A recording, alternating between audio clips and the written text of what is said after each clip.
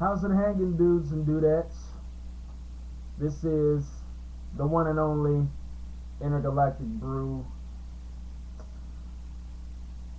Want to do another UFC 130 video. Now, you know what? Scratch that. I'm just going to do a video about my favorite MMA fighter of all time. Of course, you saw, or y'all saw UFC 130 last night. And of course you know who I'm referring to, QUINTON Rampage Jackson. That's right, he is my favorite MMA fighter of all time. And he fought Matt Hamill last night at UFC 130. Great win. Excellent strategy. It seems like QUINTON is starting to, get the drift of the fighting style in this modern day era of mixed martial arts, which is to fight smart and fight rough. So, yeah.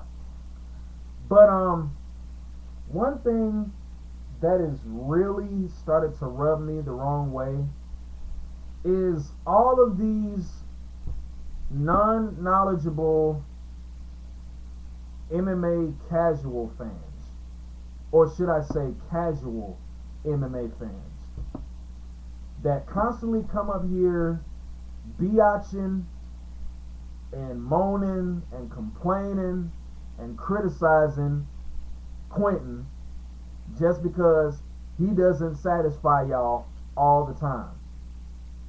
And I was reading some Facebook comments on UFC.com just a few minutes ago, because I was on there watching QUINTON's interview or whatever.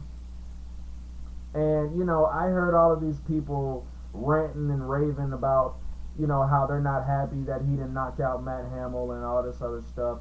And, it really turned my stomach in a way that, it's funny how when certain fighters don't want to take the risk of putting their own personal well-being in danger and possibly ending up being in a hospital somewhere just for, these, like I said, non-knowledgeable casual fans' sake. But then again, when they lose, they want to say they're washed up.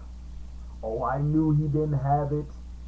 He took him lightly and all this other crap. It's funny how y'all say that when they lose. That just shows how ignorant casual MMA fans are. Seriously.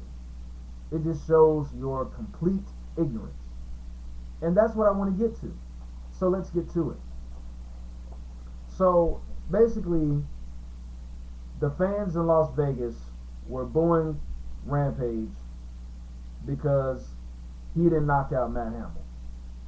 Well, newsflash, cream puffs. Did you see what he did do to Matt Hamill? Did you see the damage that was done? Or were your glasses just a little bit too foggy? Was it too humid in the arena? The humidity of the air in the MGM Grand just basically fogged up your glasses and you weren't able to see what QUINTON did to Matt Hamill? He completely schooled that guy. And Matt Hamill is a good fighter. That dude's coming up for real. So, yeah. Rampage basically just took him to school. He basically said, okay, I'm going to show Matt Hamill MMA striking 101. Takedown defense 101.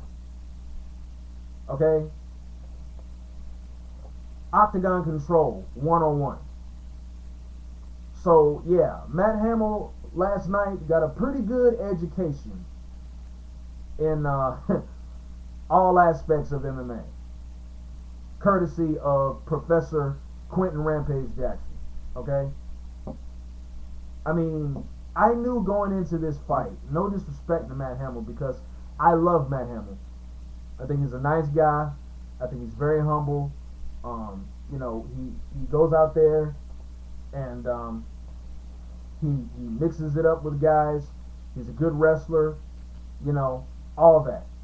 But there was no way, unless, you know, Rampage just basically stuck his chin out at him and put his hands behind his back, there was no way that Matt Hamill was going to win that fight.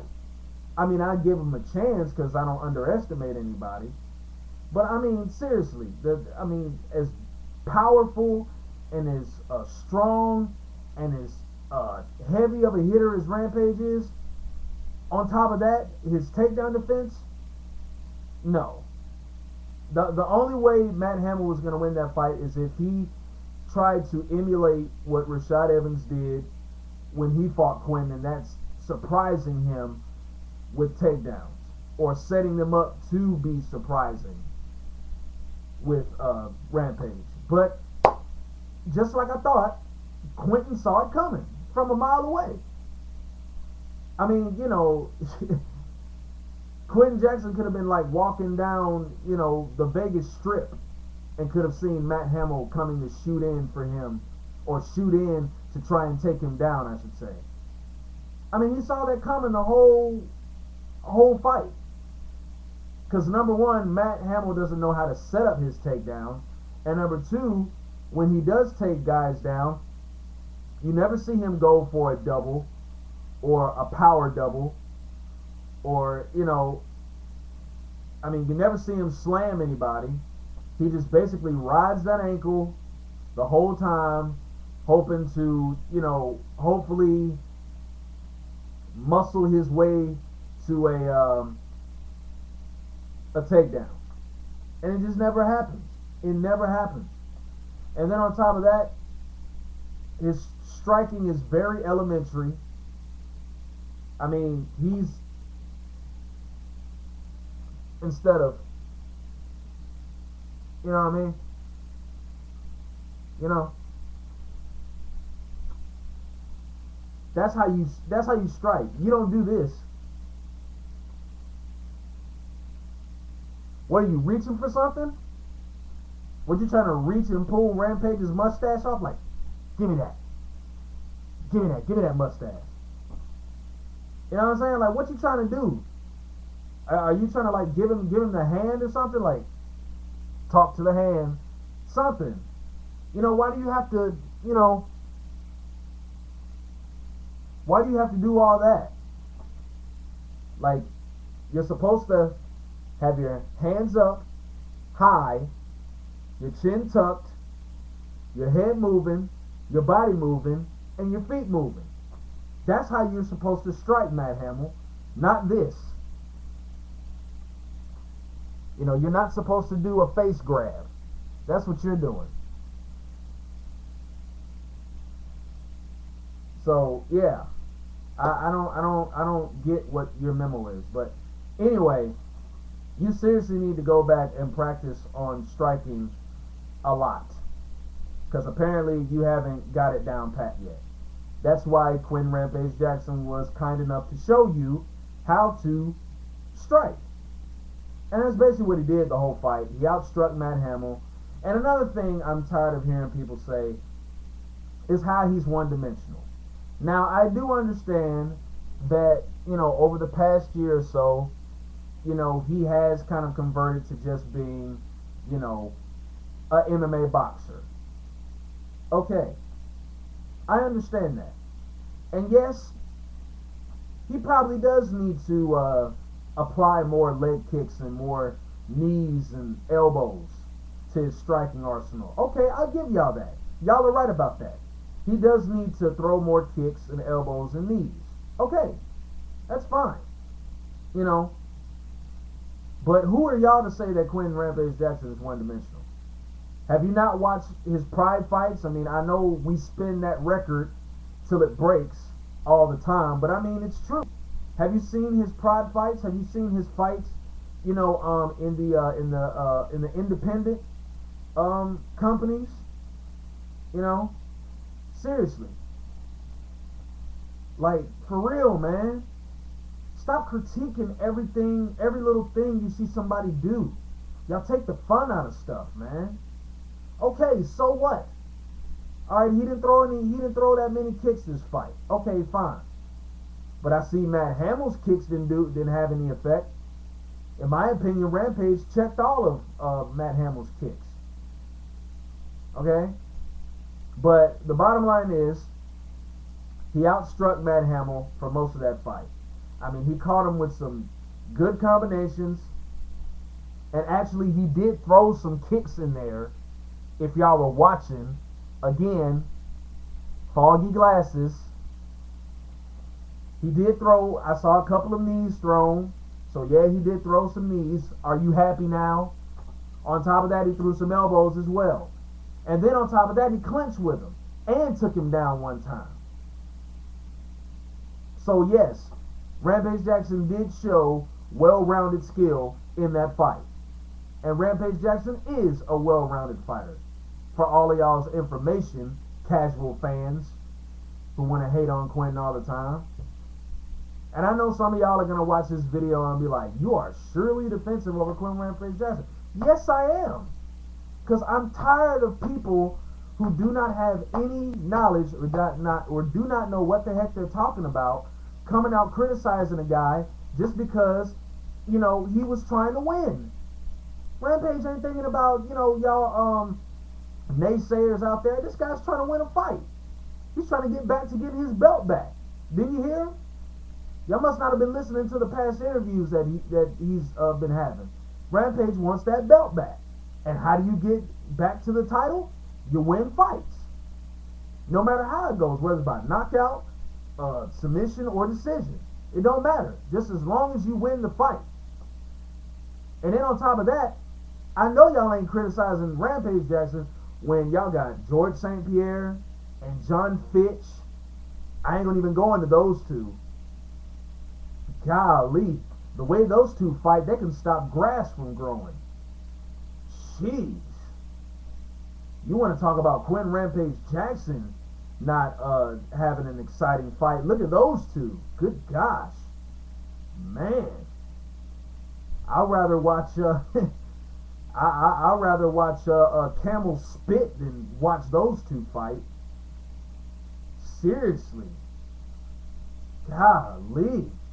But anyway, the bottom line is, all the true Rampage Jackson fans, including myself, it's another win for Rampage.